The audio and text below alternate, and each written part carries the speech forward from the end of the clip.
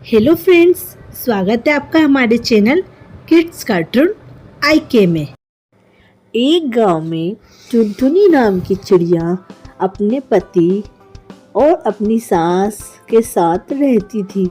उसका एक छोटा देवर कालू कौवा भी था। टुनटुनी की एक छोटी सी बेटी भी थी।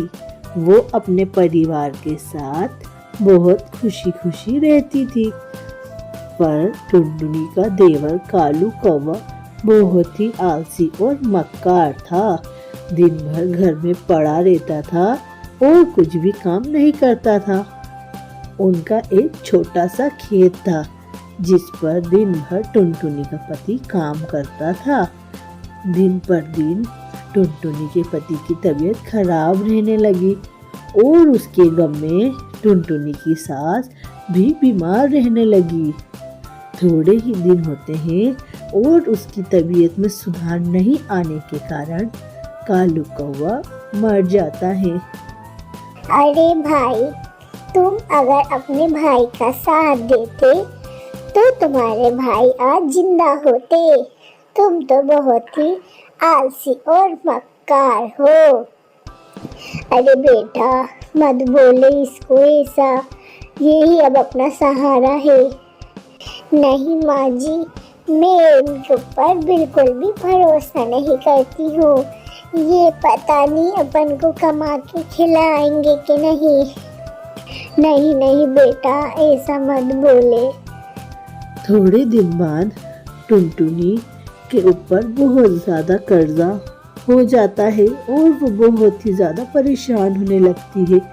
अरे भाई कालू, जाइए थोड़ा कुछ काम करिए जिससे घर में कुछ राशन आ जाएगा।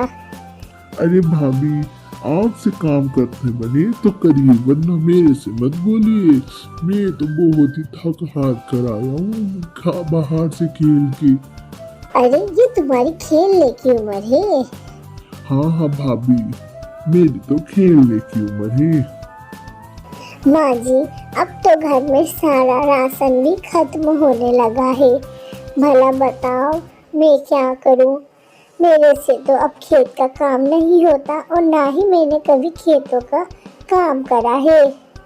अरे बेटा, बता, मैं बीमार बूढ़ी क्या करूं? मैं तो इस कालू कौवे को बोल बोल कर थक गई हूँ। इसको मेरे ऊपर तरस भी नहीं आता है। अब ये सारी जमीन खेत की मैं बेच देती हूँ। नहीं माँ जी, अब तो कल से मैं काम पर जाऊंगा। ऐसा सुनते ही कालू कौवा लालच में आ जाता है और बहुत ज़्यादा दिखावा करने लगता है। घर में माँ की दवाई, राशन और अपनी भतीजी के लिए बहुत सारी चीजें लाता है। उसकी सास बोलती है, देखा टुनटुनी, अब मेरा बेटा सुधर गया है। हाँ माँ जी, अब तो कालू भैया में बहुत ज्यादा फर्क आने लगा है। हाँ भाभी, अब मैं जिम्मेदार हो जाऊंगा। अब तो तुम केवल खेत संभालो और मैं कमा कर खिलाऊंगा। ठीक है बेटा, ठीक है। मैं माता जी बाहर खेत पर जा रही हूँ। भैया आप भी काम पर जाइए। इधर टुनटुनी खेत के काम पर जाती है और उधर उसका लालची कौवा देवर उसकी सास को पटाने लग जाता है। अरे माँ जी, अब तो देखो मुझे ही घर संभालना है। एक काम करो, ये सारे जमीन के कागजात मेरे नाम कर दो। ठीक है बेटा, तू ही तो मेरा आखिरी वंश है। ये सब जमीन में तेरे नाम कर देती हूँ।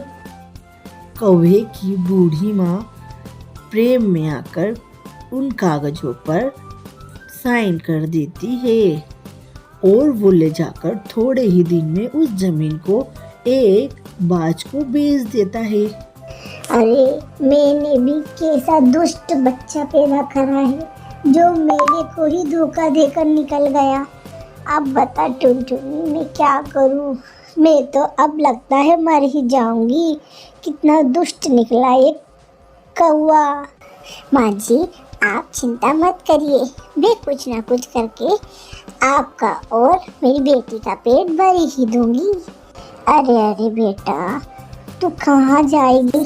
हाँ माँ जी, ये बात तो आपने बिल्कुल सही की। मैं तो आज तक कभी घर से बाहर ही नहीं निकली और ना ही कौवे जी ने मुझे कभी घर का सामान लाने के लिए बाहर भेजा।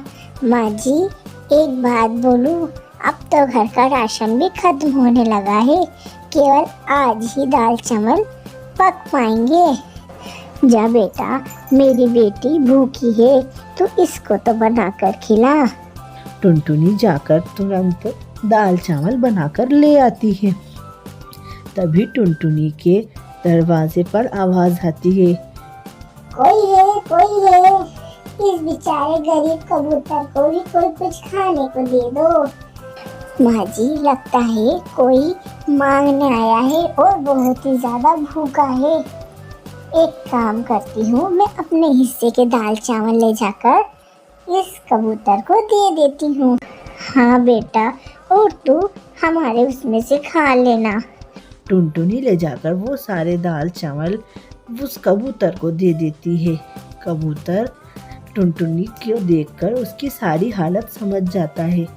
बहन टुनटुनी, मैं तुमसे एक बात कहूँ, तुम मुझे बहुत ही परेशान दिख रही हो। हाँ भाई, मैं बहुत परेशान हूँ। मेरे पति मर गए, मेरी सास बीमार है और मेरा दुष्ट देवर सारी जमीन बेचकर यहाँ से भाग गया है। टुनटुनी, तुमने ये जो दाल चावल बनाए हैं बहुत ही ज्यादा स्वादिष्ट है। एक काम करो, मैं तुम्हें एक जादुई नमक देता हूँ। ये नमक डालकर जब तुम दाल चावल बनाओगी तो बहुत ही ज्यादा स्वादिष्ट दाल चावल बनेंगे। और ये लो तुम कुछ पैसे। मैं भिखारी नहीं, मैं एक बहुत अमीर इंसान हूँ। मैं तो ये पता करने निकला था कि इस जंगल में किस पक्षी का दिल सबसे बड़ा है, तो मैं ये जादुई नमक उसी को दूंगा जो मुझे खाने को देगा। ये लो कुछ पैसे और ये जादुई नमक। तुम ये नमक डालकर दाल चावल बनाना और तुरंत जाकर बाजार से दाल चावल खरीद कर ले आओ।